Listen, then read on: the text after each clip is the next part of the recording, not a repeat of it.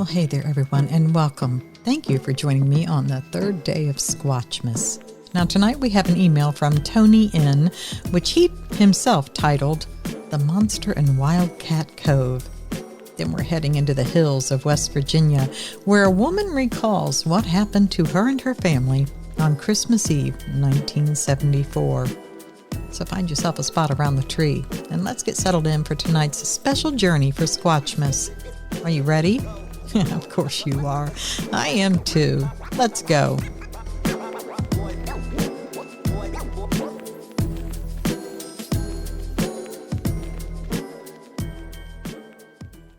Dear Nance, if you like, call this Monster in Wildcat Cove.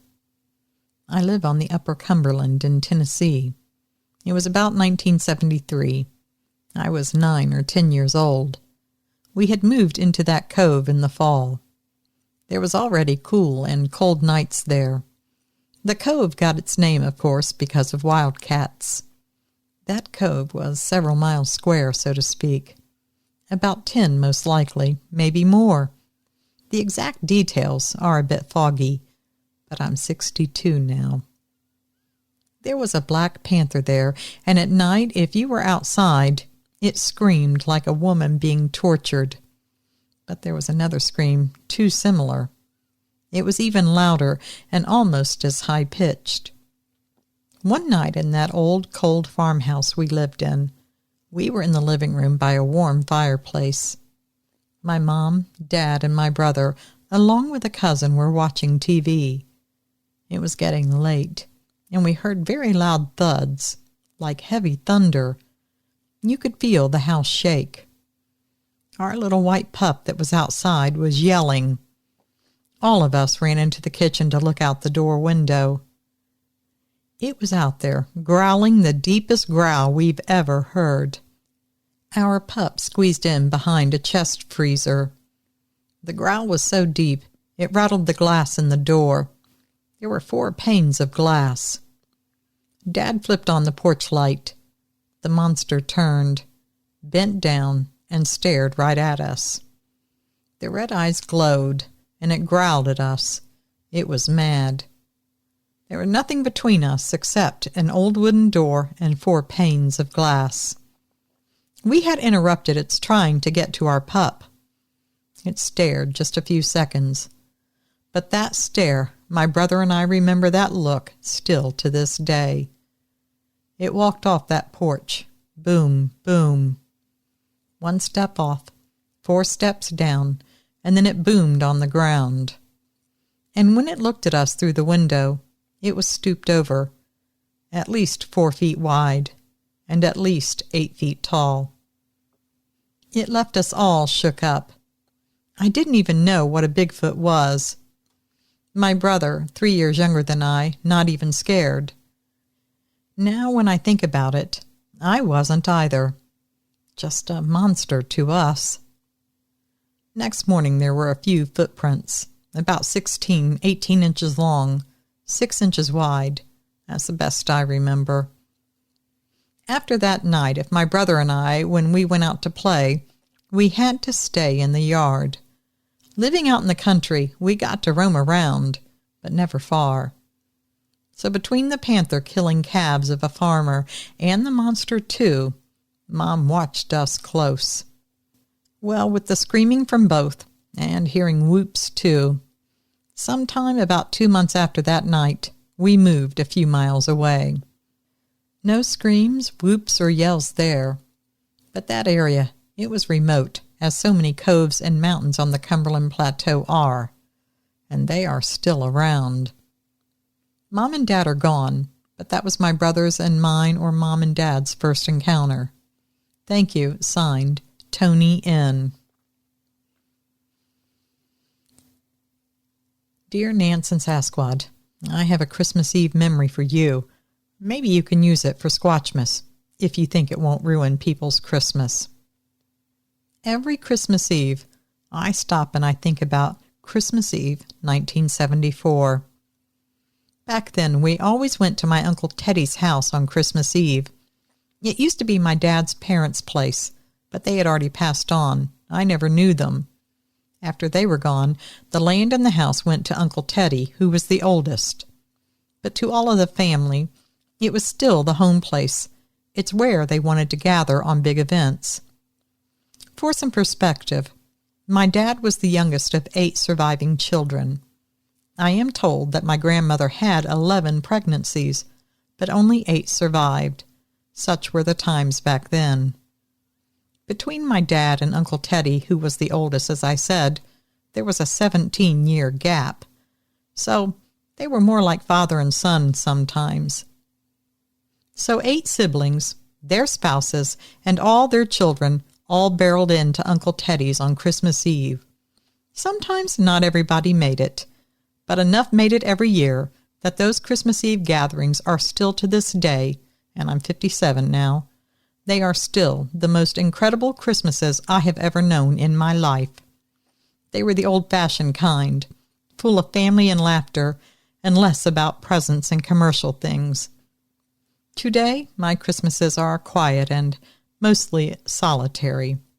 So when I say I think on these every Christmas Eve, it's no stretch of the truth. A lonely mind goes back to memories. My mother was a very pretty lady. Even at home, with curlers under a kerchief and no makeup on, puttering around the house, she was pretty. And that's not just me saying that. Everyone said it. And she was right particular on things, too, like how she dressed. We did not have much money, but Mama always managed to put together gorgeous clothes for next to nothing, for us as well as her. And Christmas Eve, Christmas Day, and New Year's Eve, those were the 3 days a year she was a total knockout when she did her hair and makeup. And she sewed a lot of her own stuff, for her and for us. Everything was always beautiful. Christmas Eve 1974, I remember my mother was wearing a taffeta plaid maxi skirt that went down to her ankles. With it, she had on a shiny satin shirt with very wide collars and rhinestone buttons. The plaid skirt, it was black and red plaid. The shirt was a cream ivory color. I know this sounds terrible and gauche today, but back then, wow, she looked like a runway model to us. She was slim and tall. Her hair was long and perfect, and her makeup was flawless. And all of this will matter in a bit. We'll get there. So we loaded the station wagon with presents, food, and the one suitcase that held overnight things for all 4 of us, and we set out from Athens, Ohio, heading to east of Parkersburg, West Virginia. I remember being disappointed that we were having a gray and miserable wet Christmas, not a pretty white one like I prayed for. It was very unchristmassy weather, too, being very warm temperatures, as I recall. It would be about an hour drive over to Uncle Teddy's. We would spend the night and then come back on Christmas Day to find that Santa had been by our house during the night. He always did. And Mom always made sure Santa was welcome at our house. Dad would drive us kids around to look at the Christmas decorations all around town that afternoon, while Mom stayed home and put out the milk and cookies for Santa. Then we would swing by, pick up Mom, then Dad would load the car with everything that we were going to take over there, while we kids had to stay in the car. We sang carols with Mom while Dad loaded up. Mom and Dad really went out of their way to make sure Santa's magic appeared for us kids. I only realized just how much they went out of their way when I tried to make sure Santa came by just like that for my kids when I was older. You adults out there know what I mean. I know we took Route 50 out of Athens and over into West Virginia. Somewhere east of Parkersburg, we took a small road that went out to Uncle Teddy's place. It was 10 or 15 minutes off of 50. Last time I was there was 1977 when I was 10 years old. I have since tried to find this place, but there's no one left to ask exactly where it was. The one cousins told me that it was way back on Murphytown, but another elderly aunt told me it was somewhere else. Nothing on any maps looks like my memory, so I can't say that it was here or there exactly, just that it was east of Parkersburg. It was raining a little by the time we hit Parkersburg that afternoon. I don't know the time exactly, but it wasn't dark yet, but probably would be in about an hour or so. Once we got off of US 50, the road wasn't paved all nice like all the other roads. We were going way back and up, as my dad used to say about a rural area. It was dusk and getting grayer. I was in the back seat with my sister, and the next thing I knew, I bounced off the back of the front seat, and I somehow ended up crumpled in the floorboard. Me and my sister were both crying, and I heard my mom screaming out to the Lord from the front seat. I was 7, and I didn't know exactly what happened, and my 4-year-old sister next to me, in the floorboard, understood even less. None of us wore seatbelts back then. We were off the side of that country road.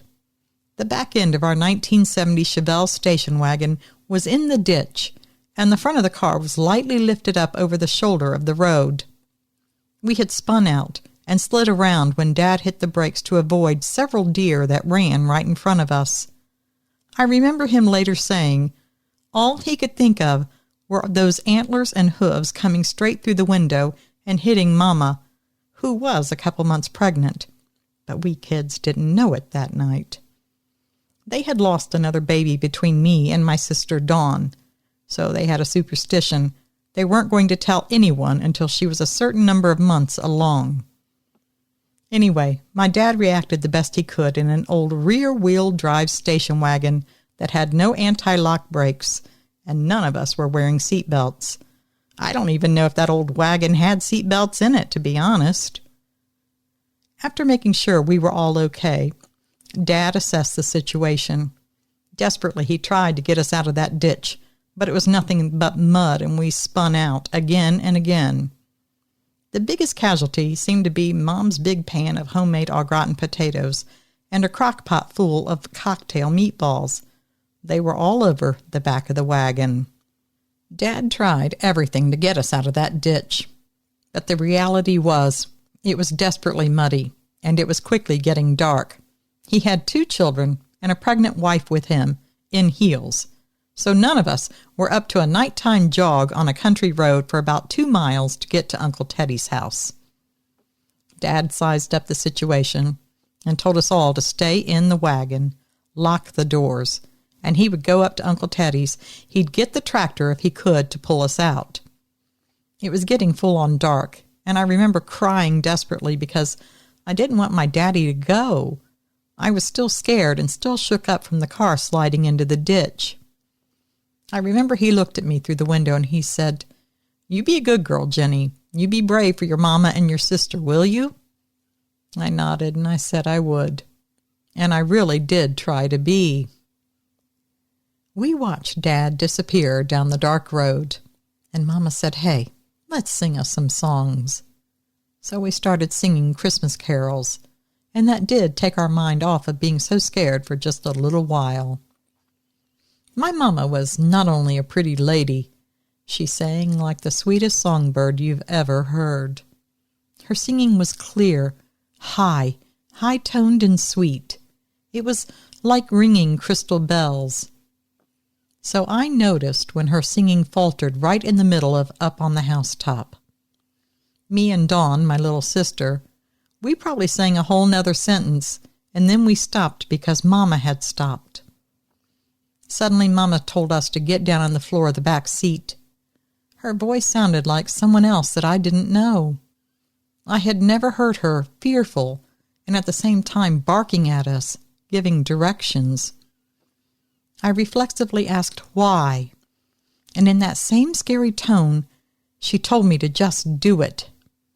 So I did, and I pulled Dawn down with me. I was scared, and I didn't know what was happening all over again. Then, all at once, my mama climbed and slid over the front seat to be back there with us.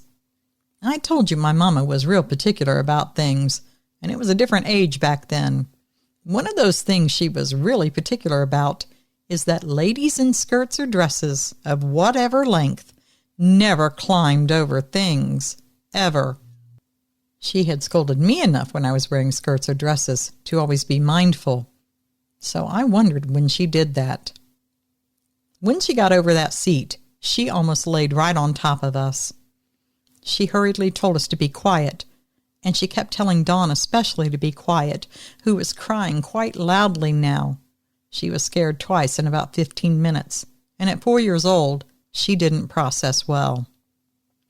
I whispered over to ask Mama what was happening, and she just said there was a bear out there. I told her it was probably smelling her meatballs that spilled all over. Stupid thing that a kid would say, I guess, but I remember saying it. Mama didn't say anything, but she put her head down closer and hugged and covered us as much as she could in the floorboard. I remember thinking, Mama was smearing her makeup on my pretty light blue dress. And then I remember breathing in the scent of Shalimar, which she only wore on special occasions. For Mama to climb over a seat in a skirt, smear her makeup, and risk messing up her hair, that had to be a very scary bear out there. Well, that was how my child's mind thought of what was happening.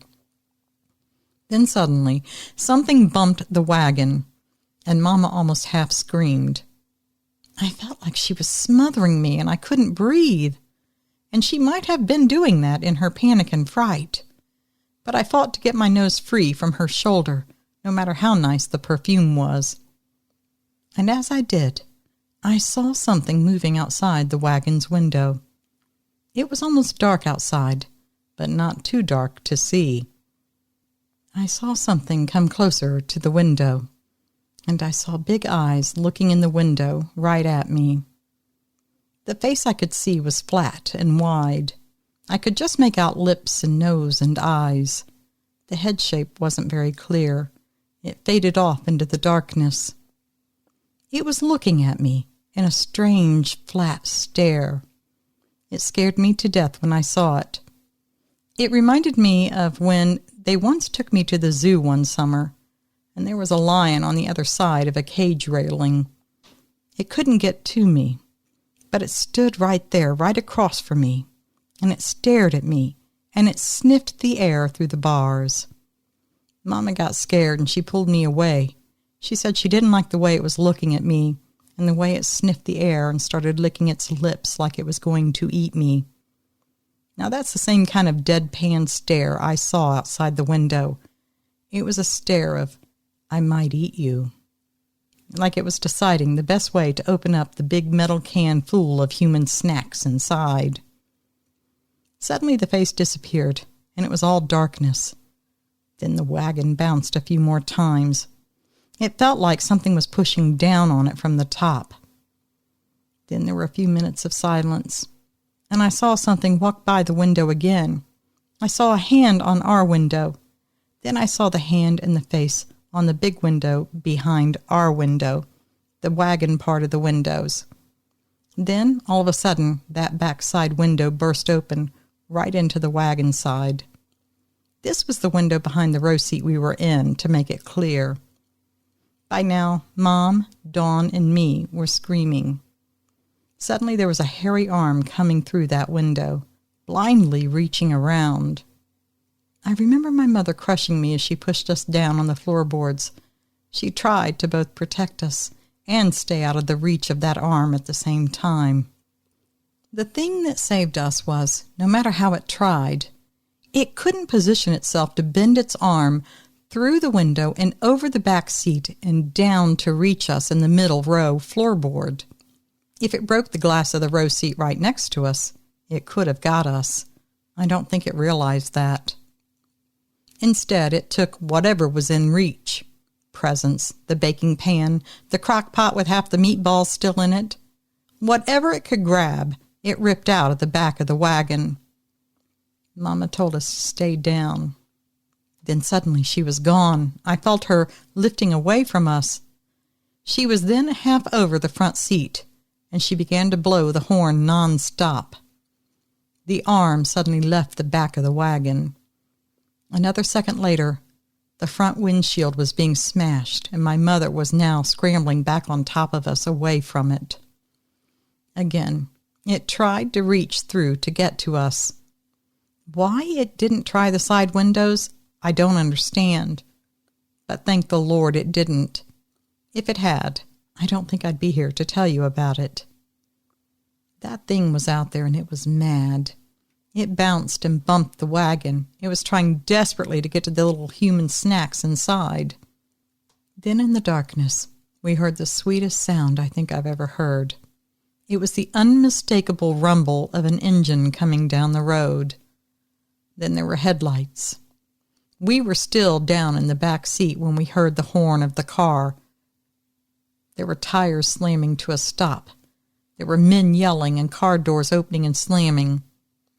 And one of those voices was my dad. There was a mess of voices and headlights and flashlights. A few minutes later, Uncle Teddy came rolling down on his great big tractor. Seems Dad and two of his brothers came on down faster in one of their cars to wait with us for the tractor, which of course doesn't go as fast as a car. They all swore that they saw the thing walking around the wagon when they pulled up. My dad said his heart hit the floorboard of the car when they pulled up and saw a smashed window, and that thing was walking around. None of them had a gun with them, nothing of any defensive nature. And why would they? It was Christmas Eve. They were just coming to pull us out of the ditch. As soon as it knew reinforcements had arrived, Daddy and my uncle said it ran for the hills, which there was a literal hill right there where we went off the road. Past the ditch, it went straight up and was full of trees. You know, I still think of that as the smashed Christmas. All the presents were smashed and smeared with au gratin potatoes or cocktail meatballs in the sauce. The windows on the wagon were smashed. Mama's makeup and hair were smeared and smashed. And my pretty blue dress with its pretty bows, that too was smashed and smeared. The wagon's windows were smashed. Well, my father and my two uncles all say they saw that thing around the wagon. I don't recall them saying that it was a Bigfoot. I never heard that word. They were calling it a mountain devil and the hill monster, both of which they thought was farther away from where they lived.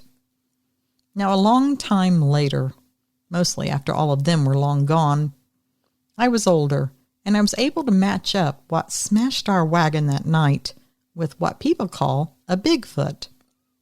Dad and my uncles described it as tall, wide, muscular, covered in shaggy black hair. They all said it took to the hill and up through the trees like it was on wings, and it went faster than they could follow it with their flashlights. Uncle Teddy pulled the wagon out of the ditch. Mama kept begging to just get going to Uncle Teddy's house. She did not want to be out there any more. But the men were wanting to look around. But smarter heads won out when Mama rightfully pointed out no one had anything to defend any of us with if it came back. When we got to Uncle Teddy's, needless to say, everyone had to hear the story.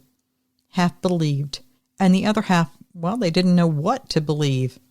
But all the men were swearing to what they saw. It was a strange Christmas for sure. Mama sure looked a little worse for the wear, but she was still beautiful and glamorous to me in her elegant outfit. Dinner was still amazing, and there was so much food left over, even without Mama's good potatoes and those cocktail meatballs. Now, thanks to a friend of Uncle Teddy's who had a tow truck, the wagon was towed all the way back to Athens on Christmas Day, because we couldn't drive it without a windshield. Aunt Sarah and Uncle Mike took us home, following the tow truck.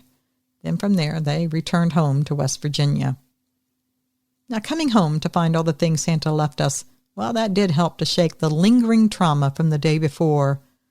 But it was a long time before I would willingly get into the wagon to go anywhere at night. That wagon started to have serious trouble the next year, and it was sold on the year after that. With 3 kids already there, well, my parents decided to trade that old thing in for a new 1976 Pontiac Grand Safari station wagon. I remember the day I came home from school and it was there in the driveway like the shiniest thing ever. And boy, was my dad proud. It was the first and turned out to be the only brand new vehicle he ever bought in his life.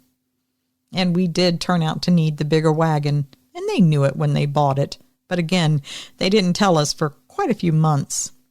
You see, my mom had our little brother Gary in the summer of 1975, and by the winter of 1976, our little brother Daniel was already growing, and, well, Mom and Dad just hadn't announced it yet. So yeah, they knew a new dependable station wagon was in order. Well, that's the Christmas Eve that still lives with me.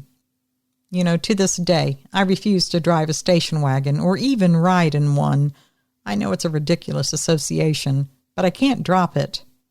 I know that could have happened in whatever car we were driving. And to hear my dad tell it, if it had been most other cars, that thing would have reached us. The miracle of that Christmas is that it couldn't make its arms bend to get over the seat to reach us in the floor, and that it didn't smash the window of the middle row seat. I can't help but think someone was looking out for us that Christmas Eve night. Thanks for letting me remember all of this and share with you all. Signed, Jennifer. Wow, Jennifer, that was a terrifying tale. Thank you for sharing that with us. And thank you to Tony for sending in your account, too. I appreciate you both for taking the time to help make Squatchmas something special for us all. All right, well, folks, I think that's going to wrap up the third day of Squatchmas. I hope you're enjoying them as much as I am. But now listen, don't forget, we'll be meeting up again tomorrow for the fourth day of Squatchmas. And until then, always remember, absence of proof is not proof of absence. Thanks for listening.